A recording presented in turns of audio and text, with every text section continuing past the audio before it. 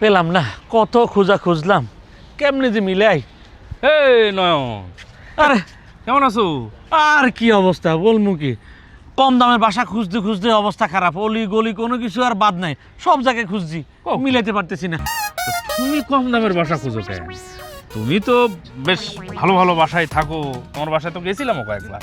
আরে ভাই, কম দামের বাসা ছাড়া উপায় আছে? কেন? দেখেন না, ভাবলাম যে একটু নির্বাচনে জিতলাম, একটু ক্ষমতায় আসলাম, একটু আরাম আয়েসে চান্দাবাজি কইরা রিল্যাক্সে জীবনটা কাটাই দেব, কিন্তু তারা সুযোগ আছে, সমস্যা তো হয়ে গেছে। বুঝলেন না কি সমস্যা? বুঝলাম না। আরে লিডাররা যেভাবে বলা বলি শুরু করছে, লোক দেখানো হোক যেমনি হোক, বলতেছে তো মিডিয়ার সামনে বলতেছে চান্দাবাজদের আর এই বাংলায় ঠাঁই নাই, যেখানে দেখবেন সেখানে মারবেন, এগুলো জনগণ সুযোগ পাইয়া যেখানে পাইতেছে সেখানে মারতেছে।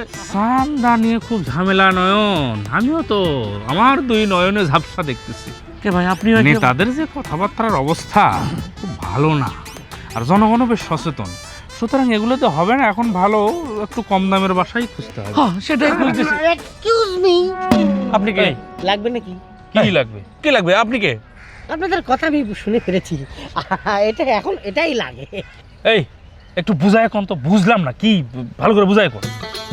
আচ্ছা বুঝাই দিচ্ছি, আপনারা খুঁজতেছেন বাসা, লাইক জি জি, কম দামের বাসা আছে নাকি?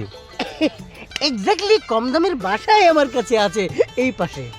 ওটা তো টিন শেড, কিন্তু ভাড়া বেশি চায়। ও আচ্ছা আচ্ছা, তাহলে একটু কমের মধ্যে দরকার। জি না? জি জি। এই পাশে। এই পাশে মানে? ও বস্তি। ডিসগাস্টিং, ওখানে থাকা যায় নাকি? ও তা সমস্যা তাইলে? না না, আপনাদের যে অবস্থা তাতে ওটাই আপনাদের জন্য পারফেক্ট। মানে কি? অবশেষে বস্তি।